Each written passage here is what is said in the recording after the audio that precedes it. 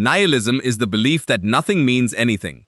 Not knowledge, not morality, not fate, not the afterlife, not God, not your work, not the person you love, not your grief, not you. People who hold this position are called nihilists, and you're probably thinking exactly what I thought the first time I heard it. That this is a stupid idea held by people who read half a book and quit. Fine. Then argue against it. Not the version in your head where you win. The real version, where you have to explain why your life matters, using something other than the fact that you badly wanted to. I thought my worldview was solid, load-bearing.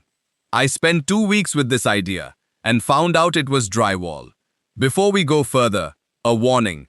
Most of this is negative. I tried to keep it balanced, and I couldn't. There is a real chance that when this ends, you will start questioning a life you were perfectly fine with an hour ago. Some people watch this and shrug. Some people don't sleep. I'm telling you now, while you can still leave. From here, it's your choice. The word comes from Latin, nihil, nothing.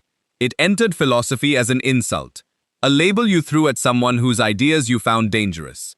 Then, in 1862, a Russian novelist named Turgenev put a nihilist in a book called Fathers and Sons, and the insult became an identity. Young men across Russia read it and said, "Yes, that's me." That should worry you slightly. Nobody adopts a philosophy because it's true. They adopt it because it explains something they were already feeling. Nihilism doesn't attack the edges of your worldview. It goes for the foundation. And if that foundation was built out of things you inherited and never inspected, it will come down fast. There are many kinds. We're doing 3. Start with the easiest one to swallow, which should tell you something about the other 2. Existential nihilism says your life has no built-in purpose. Not a hidden purpose you haven't located yet. None. You weren't sent. You weren't assigned. You are not a character in anything.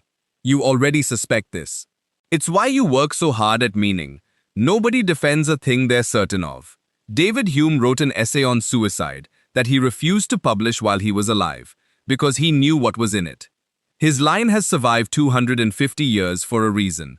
To the universe, a man's life is worth no more than an oyster's. Not less, not more.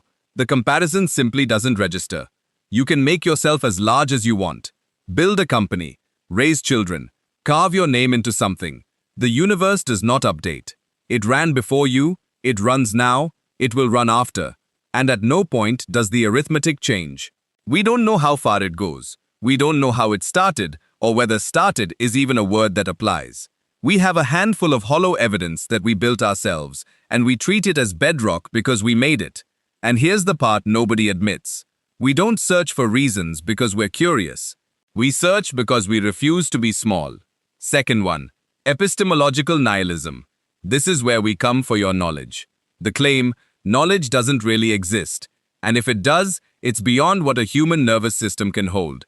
Newton published the Principia in 1687. Gravity, described, measured, made useful. It's one of the great moments in the history of our species, and I'm not going to pretend otherwise. Without it, we're centuries behind where we're standing. Now answer honestly. Did anything change?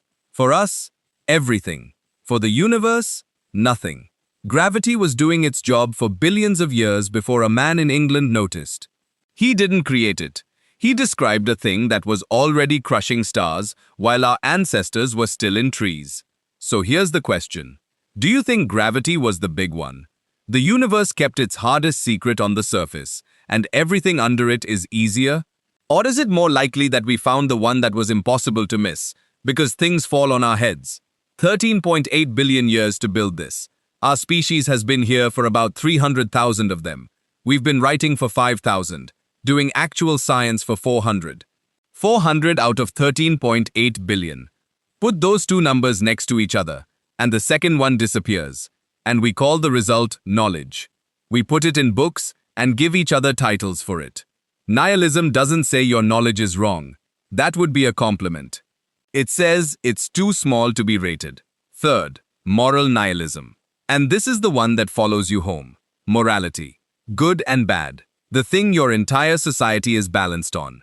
2 men, A and B, argue in a market. Something trivial. Somebody's shoulder, somebody's stone. A kills B. Who's wrong? Easy. A. Same market. Same argument. Same knife. But this time B is a serial killer, and A knows it. Now who's wrong? Most of you just moved. You said, okay, that's different. B had it coming. A did nothing wrong. 10 seconds ago, killing was the line. Now it's a service. Last one. Same market. Same argument. A kills B. B is still a serial killer. But A doesn't know that. A killed him over a shoulder. Same two bodies. Same knife. Same wound. Your verdict changes 3 times. And nothing changed except what you were told. Which means your morality isn't a law. It's a setting. It moves with situation, with information, with who's telling the story, and how much of it you get. So what is it actually for? Moral nihilism has an answer you won't like. It's a machine for justification. You do the thing, then you build the reason. And its real function was never to make you good. It was to let you stand slightly above the person next to you. There is no absolute right. There's the story you can defend at the time. This has gotten very dark. Let's fix that. Optimistic nihilism. The only door in this building that opens. If nothing means anything, then follow it through. Nothing you did means anything either. Your worst decision. The thing you said at 19 that still makes you close your eyes. The failure everyone watched. The version of you that you're still apologizing for. Meaningless. All of it. The universe filed no record. So what's left to be afraid of? You can live any way you want. No inherited pressure. No score. No yesterday holding the door shut. No tomorrow charging rent. No mission, no war. You're here because you want to be here. And that's a complete sentence. That's the good news. People get tattoos of that. Except it only works if you accept the price. You are not special. Not one of the 8 billion. Not somebody's exception. Not the main one. And the harder half. The half the internet quietly deletes when it sells you this. You are worthless. Not worth little, worth nothing. Because worth was one of the invented things, and you can't keep the currency after you've burned the bank. Nobody accepts that. Nobody. You will nod at the first line, and your entire body will refuse the second, which is exactly why the argument is so hard to beat. You're not disagreeing with it. You're surviving it. Your work, your pain, everything you want, everything you expect. The people who know your name. The thing you've been building since you were 22. Imagine spending your whole life pointed at something, arriving, and finding out on the last day that there was never anything there. Imagine your life being the largest hollow feeling you ever had. So don't imagine it, because it's meaningless. Your thinking, your life. Either way,